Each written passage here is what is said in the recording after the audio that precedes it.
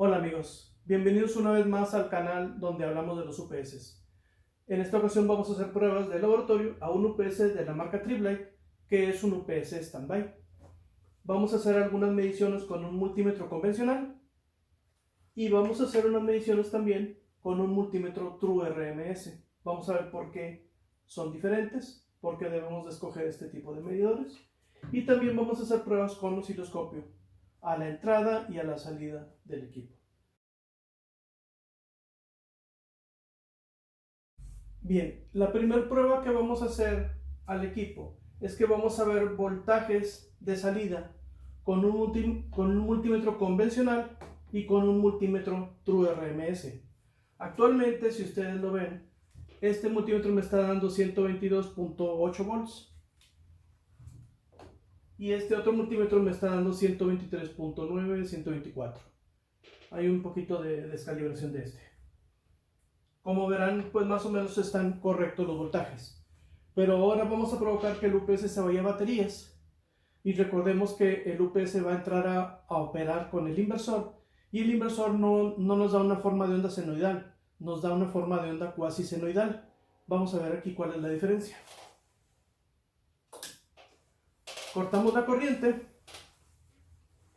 y el multímetro convencional me está dando 84 volts. Esta alarma es porque nos indica que está operando en baterías el equipo. Entonces tenemos 83, 84 volts que nos da el multímetro convencional y un multímetro TrueRMS me está diciendo que tiene 112, 113 volts. ¿Ok? Este es el voltaje correcto. Vamos a restablecer la energía.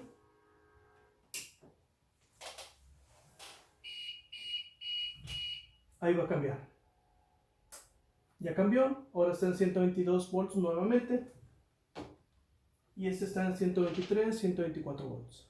¿Correcto? Entonces, esta diferencia de lectura que vemos entre el convencional y el TrueRMS es debido a que este multímetro está diseñado para dar una lectura correcta si el voltaje o la corriente que estamos midiendo es senoidal.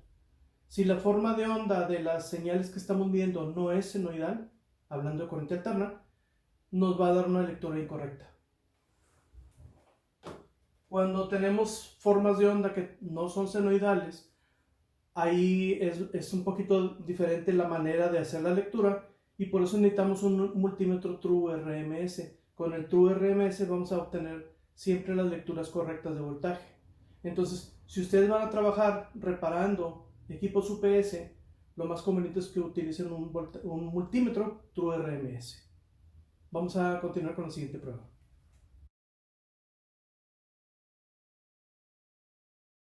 Bien, vamos a hacer unas pruebas de respaldo. Aquí tengo este multímetro, que sí es TrueRMS, me está dando un voltaje de 123.4 volts y este multímetro está conectado a la entrada o lo que es a la alimentación del UPS. Este otro multímetro que me está dando 123.8 volts está conectado a la salida del UPS. Y este osciloscopio que lo tengo encendido está conectado a la salida del UPS y nos va a servir para que cuando hagamos una transferencia a operación en baterías, recordemos que ahí se va a cortar el voltaje de 4 a 8 milisegundos, vamos a comprobar que el osciloscopio no se apaga. Ahí vamos a hacer la prueba. Vemos que el osciloscopio no se apagó y el voltaje en la entrada ya está en 0 volts. El voltaje en la salida, que es el voltaje del inversor, está en 110 volts. Ahí estamos comprobando que estamos operando en batería.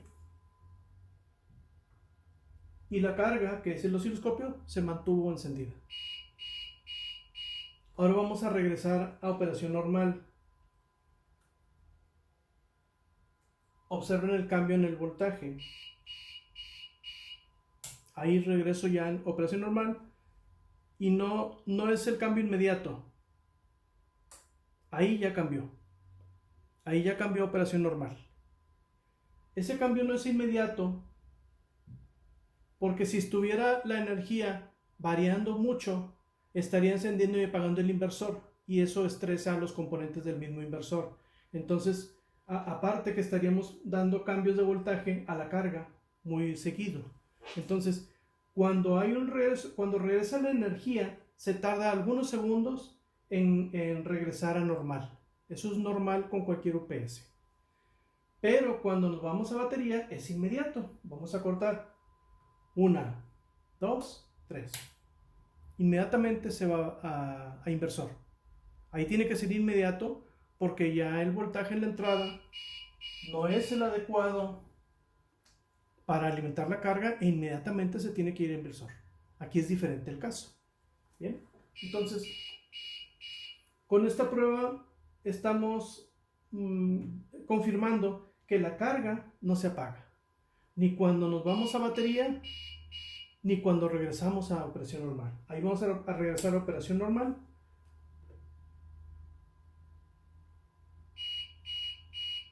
Ahí cambió y el osciloscopio se permanece encendido. Vamos a pasar a la siguiente prueba.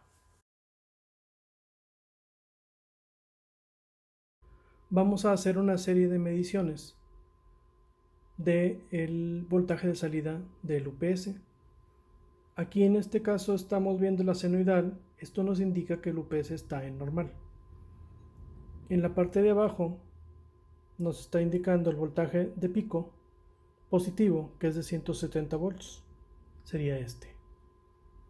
El voltaje de pico negativo, aquí viene en menos 188 volts. Sería este. Viene el voltaje RMS, que sería en 125 volts, que es lo que actualmente hay, y la frecuencia está en 60.0 Hz. Ahora vamos a hacer las mismas mediciones a la forma de onda cuasi senoidal. Cortamos corriente y se va el UPS a baterías.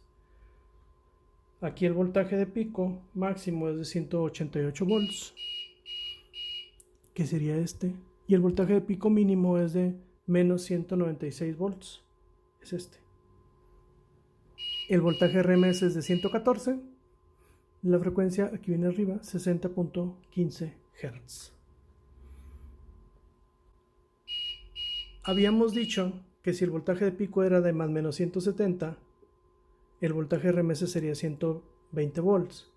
Pero recuerden que dijimos también que el tiempo del pulso positivo y negativo deberían ser iguales al tiempo en que es cero. Si ustedes aquí observan, el tiempo en que es cero es menor. Vamos a medirlo. Encendemos el cursor vertical. Aquí lo colocamos al inicio del semiciclo positivo. Y ahora vamos a mover el siguiente. Y aquí nos está dando en la delta, que es esta, es la distancia entre los dos cursores. Esta delta está en 3.35 milisegundos. Vamos a mover los dos cursores y aprovechamos para medir el semiciclo negativo. Como verán es igual, 3.35 milisegundos. Cuando esperamos un tiempo de 4 milisegundos aproximadamente. Ahora vamos a medir el tiempo en que es cero. Aquí iniciamos y vamos a mover ahora este cursor. Y el tiempo en que es cero es de 4.08 milisegundos. Movemos los dos cursores para medir el otro y debe ser igual. Aquí está. ¿Por qué sucede eso? Bueno, habíamos dicho que si el pico debería ser, si el pico fuera de más menos 170, tendríamos un voltaje RMS de 120 volts. Aquí tenemos 115, 114 volts. Lo que está haciendo el equipo es que el ancho del pulso, para que no sea el voltaje tan alto, el ancho del pulso lo está haciendo más delgado. Y al hacerlo más delgado, el voltaje RMS baja. Recuerden que dijimos que el voltaje RMS es el área bajo la curva, el área bajo esta curva, más esta. Entonces, Para que el voltaje RMS no sea tan alto, se hace más delgado esto. Cuando hablemos del inversor, vamos a ver que el voltaje de pico, positivo y negativo, dependen directamente del voltaje de la batería.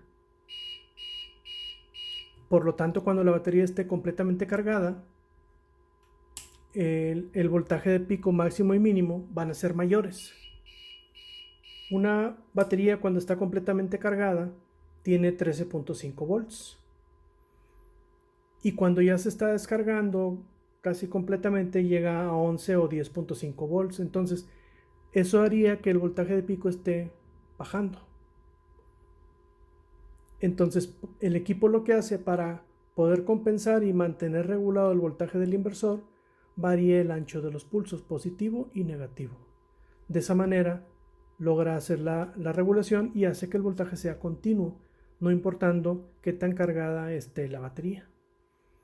Esto lo hace un equipo de buena calidad como el Triblade. Vamos a hacer la prueba con un equipo de menor calidad, uno más económico, para ver si hace lo mismo. La verdad no lo he revisado, pero vamos a verlo. Vamos a hacer un video con otro tipo de equipo que sea de menor calidad. Bien, con esto terminamos lo que sería el video acerca de mediciones en laboratorio a un UPS standby.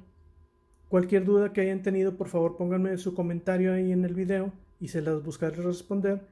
Si veo que esa duda es muy interesante, podríamos incluso hacer un video acerca de eso, ¿verdad? Entonces, por favor, no olviden suscribirse al canal porque vendrán cosas muy interesantes. Vamos a hacer próximamente un video de cómo hacer el análisis para reparar uno de estos equipos. Entonces ahí vamos a dar algunos tips que les servirán para poder determinar cuál es la causa de la falla del equipo y poderlo reparar. También en próximos videos vamos a hacer este mismo tipo de pruebas para un UPS interactivo con onda cuasi senoidal y para un UPS interactivo con onda senoidal. Entonces, con esto sería todo por mi parte de este video y les agradezco sus comentarios.